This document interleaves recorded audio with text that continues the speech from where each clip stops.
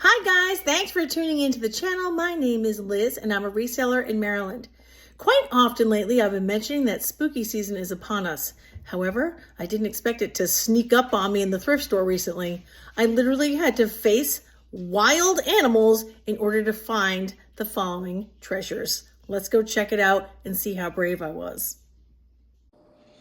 Okay, so one of my picker pals, Diane, shout out to Diane, has been recommending I go back to red, white, and blue thrift. I did have a great experience there a few months back. Hopefully you guys got to see that video. I think it says something about in the title about how I haven't been there in a long time.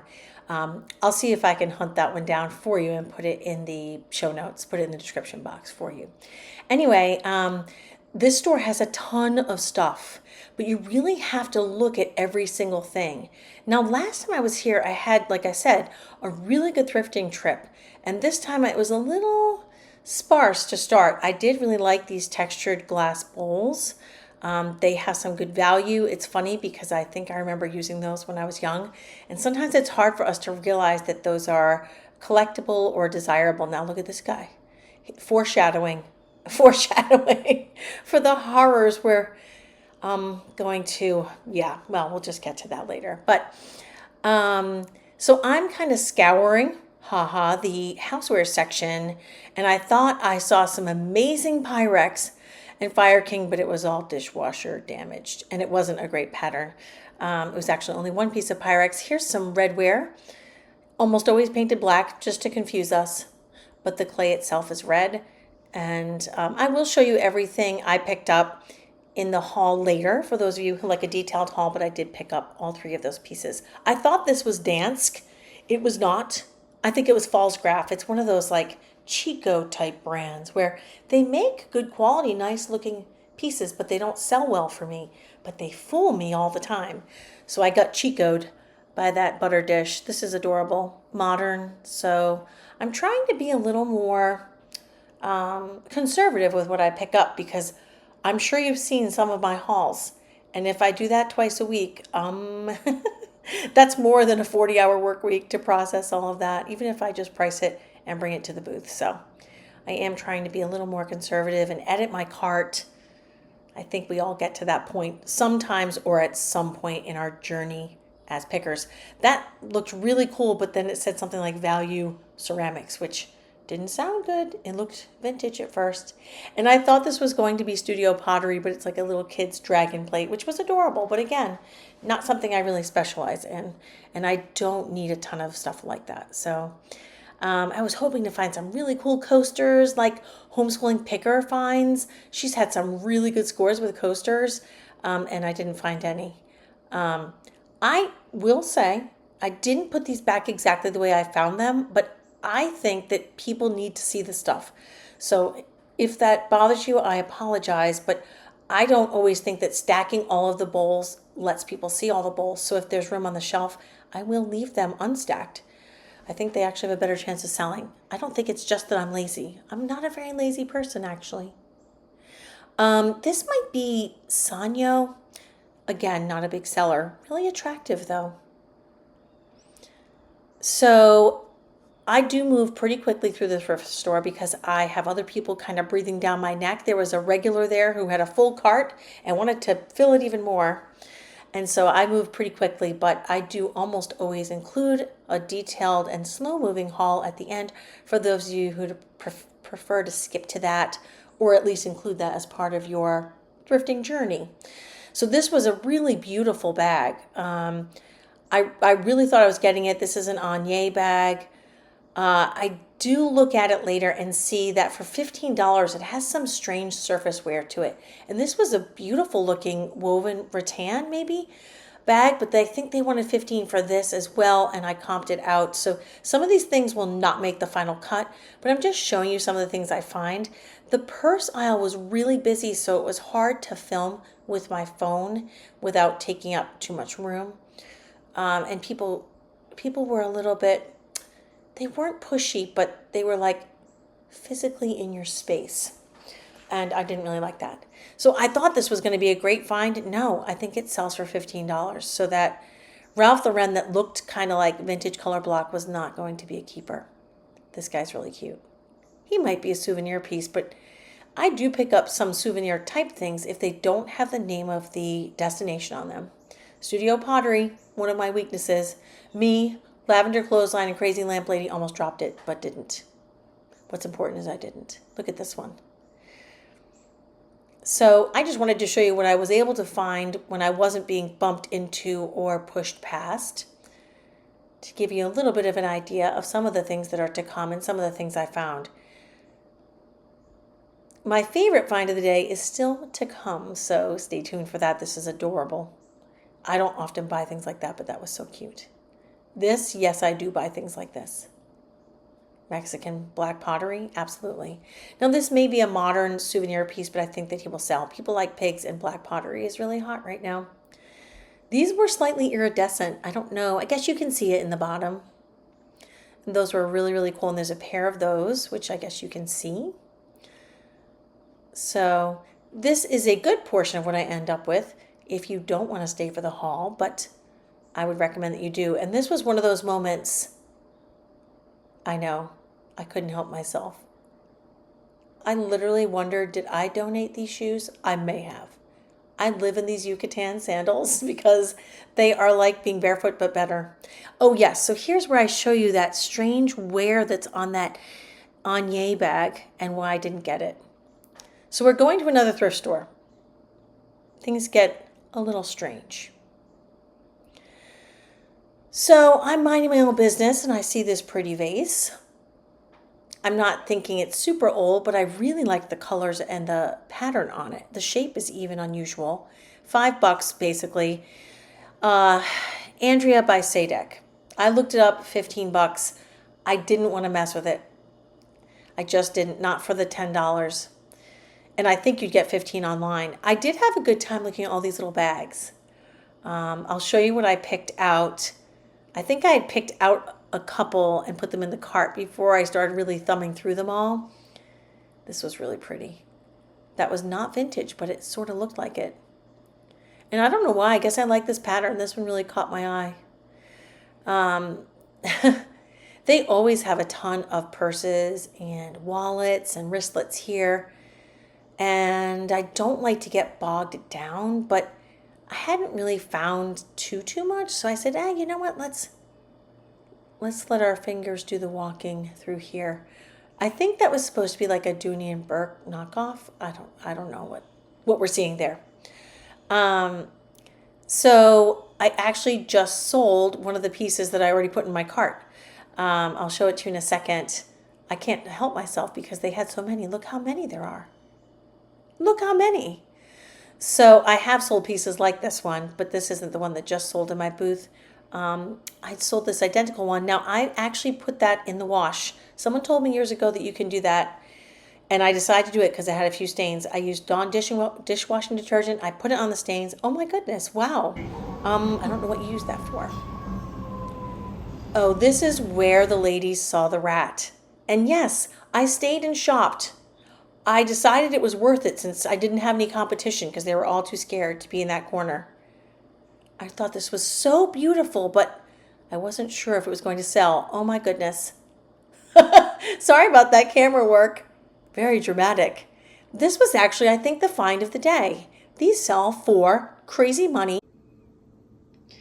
Okay guys, so I decided that I was going to do a haul because I know that that is really helpful for some people. Maybe you missed comp stirring or something in the voiceover, but I am going to try to go fast. So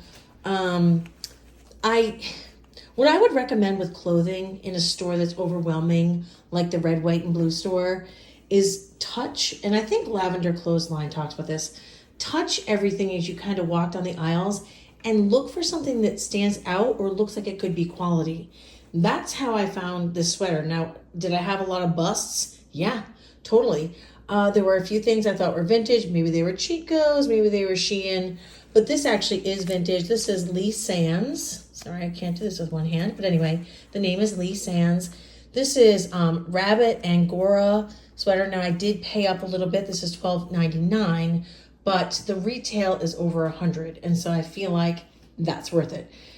For me, I got mixed results. This might be vintage, so I might be able to sell on Etsy, which for me is good because, in some ways, because I can get a higher price than I can at the booth. The only bad part is people can't try it on like they can at the booth.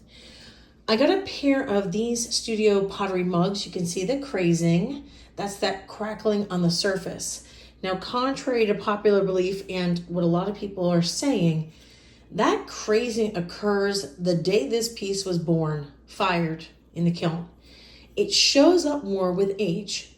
So you can't really say the age causes it. It just makes it more visible. Maybe that's kind of like sun damage, right? Anyway, I'm sure I'm showing a lot of crazing at this point in my life. I really liked the pinched bottom of this. I'm not sure how they made these little like mold appliques. But I thought these were really cool. I do sell studio pottery, even though I have not identified the maker of these. I do sell these in my booth routinely for $12 to $25. This is a matching pair, so I probably will just sell them as a pair, even though they were priced differently. I guess the price tag fell off one of them. Even the clerk mentioned it. I thought maybe she'd give me the lower price on both, but no, she just wanted to make sure I knew that they weren't priced the same. Another studio pottery mug. I really like this one. It's got this sort of tribal southwestern vibe going.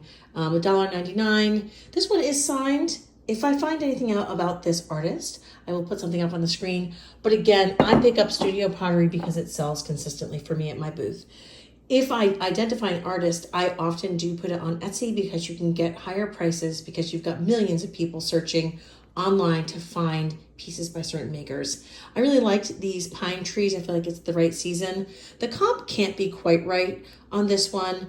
This was $1.99 because this isn't really a beer stein. This is more of a coffee mug size, but Google Lens kept bringing this up, and these types of signatures are almost impossible to identify without a Facebook group to help you, which I may still try. But anyway, those, even if I paid $4 a piece, I'll make $10 a piece on those. So I do pick them up. I often do not pick up things like these sort of like 1970s, sort of like an Asian motif pieces.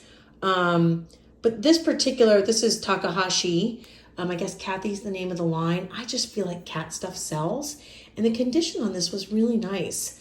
So I just thought as a trinket dish on your nightstand for your earrings, or even a soap dish if you're old school with your soap, I figured for $2, I'll get 12 in the booth. And $10 is really not a bad turnaround.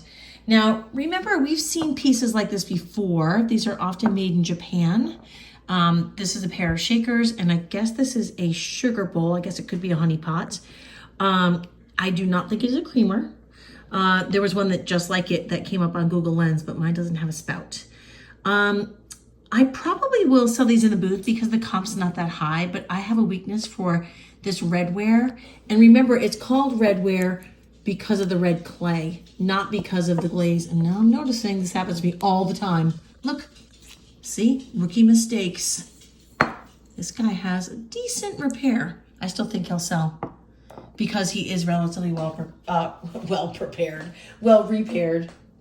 Just to slide forward here, I don't buy LuLaRoe for resale anymore. It doesn't work for me, but it's spooky season. How could I resist? I had to grab this. I think this will sell in the booth. I'm going to give it a prime spot, and I still think it will bring decent money because who doesn't want a spooky season top? I paid $2.99. I'll probably put 15 or something on it, maybe even 20. So I did find a couple of really cute little like wristlet type or makeup pouch type bags at the second thrift store I went to, which was 2nd Avenue, one of my favorite stores actually. And I just think this one is adorable. I'm not sure if this one is vintage or not. This print does not really look vintage to me, but it is super cute. And it still has a pretty decent comp of about 20 bucks.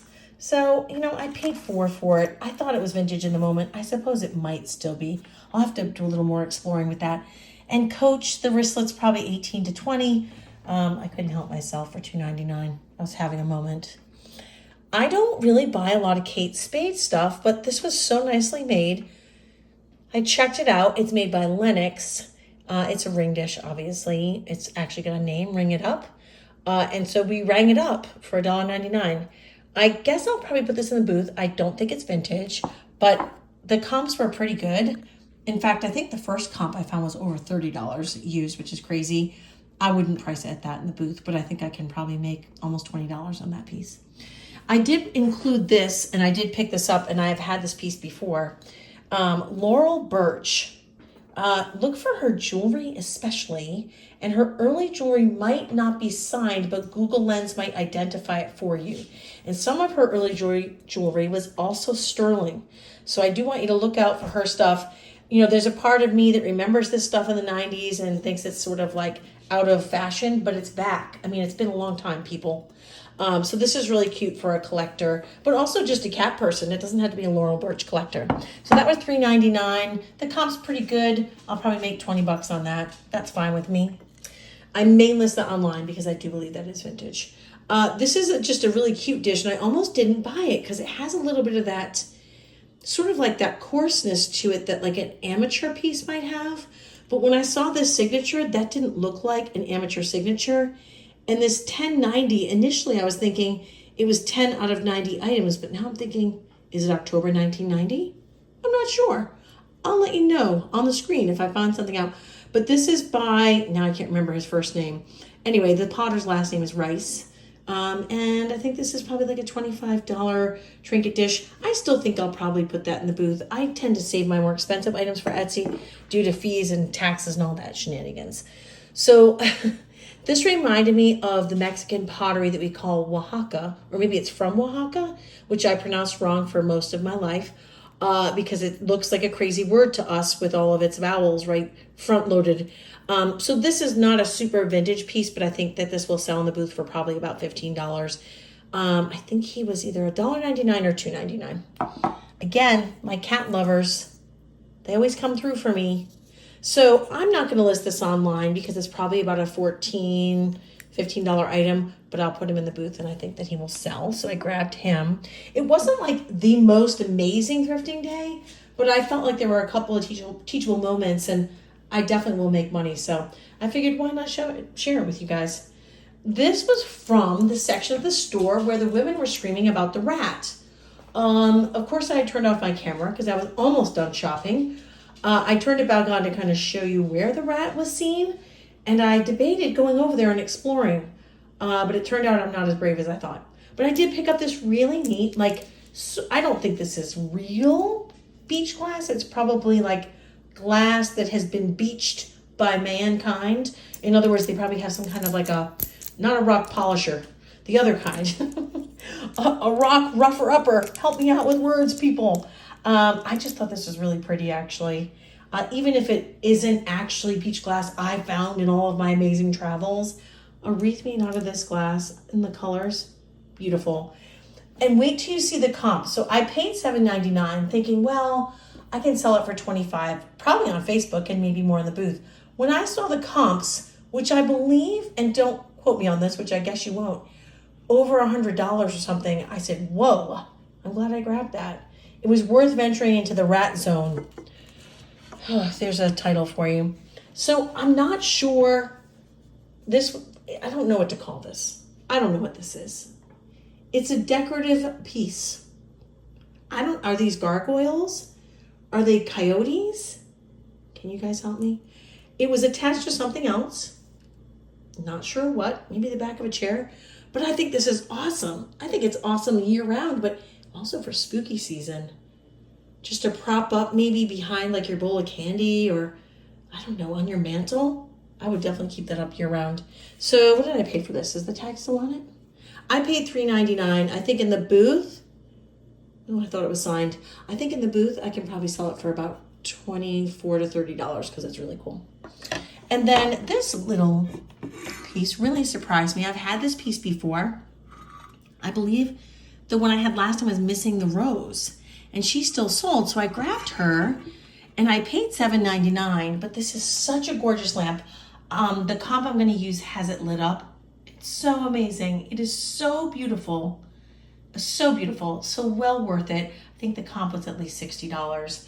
So that might go online because it's sort of over my threshold for selling online. I try to keep stuff over $50 for online And I don't have a formula for that. That's just how I do it. So anyway, I am glad you guys got to come with me on this adventure. I picked up a few things for us at the house, like a clear bag to take to concerts and a giant sweatshirt for my son.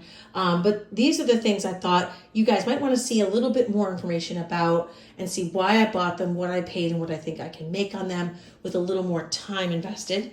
So if you don't like the haul, you can always skip the haul. I have a lot of people who request it, and so it's hard for me to let it go. But anyway, I hope you go out there, you find some cool stuff, you make some good profit, and I always hope that you never stop searching. I will see you guys next time.